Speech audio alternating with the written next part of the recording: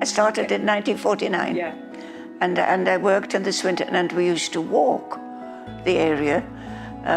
I nearly died of shock when I got a car and discovered how far I'd walked each day, as well as doing all the nursing care. It was the only thing I ever wanted to do. I only ever wanted to be a nurse. I grew up in Northern Ireland, and when I was about 6, so that would have been 10 years into the NHS, 1958, I had my tonsils out in a small cottage hospital, and my abiding memory is being given jelly and custard, which was great. I presume it was because of the tonsils, but for me as a kid it was fantastic.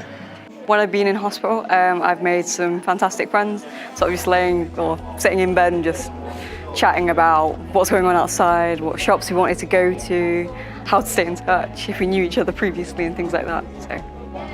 From as small as I can remember, my granddad was the hospital secretary here in Rotherham, looking after all the Rotherham hospitals.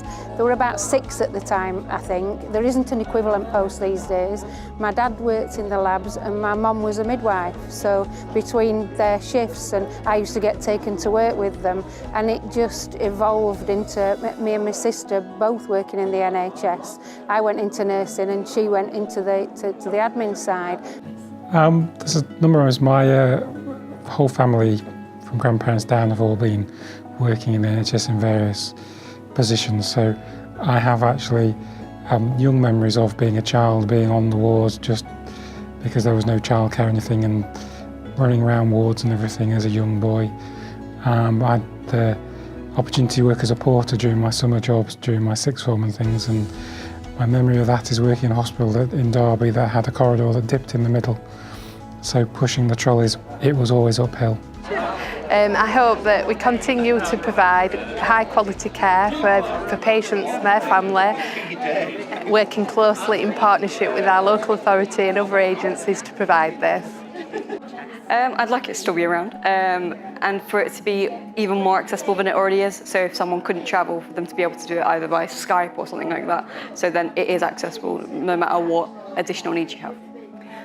Increased funding by the government, increased integration between the councils, the hospitals and the CCGs, increased working together.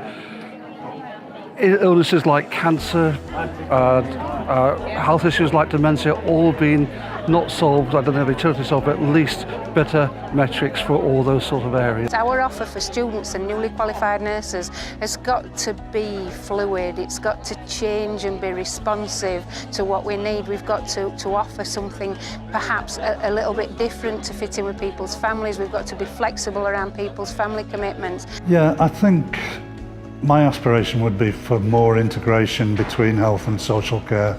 I know theoretically we've got a cabinet minister for health and social care now, but the ageing demographic, it's essential that we get it right, and the balance between health and social care, helping people stay fit at home for longer.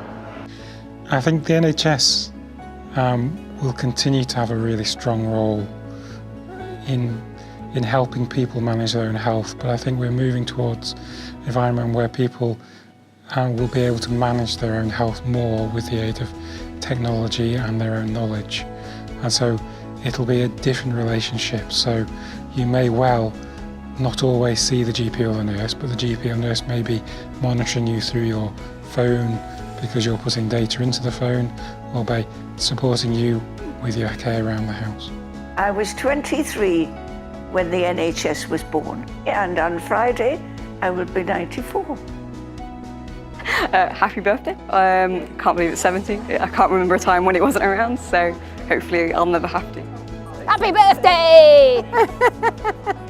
Happy birthday, all the people who work in the NHS. You're wonderful. It's happy birthday NHS, and it's about thanking all the workers in the NHS.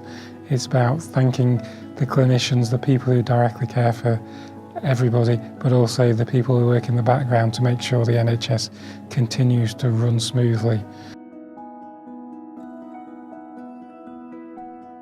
Happy birthday, National Health Service.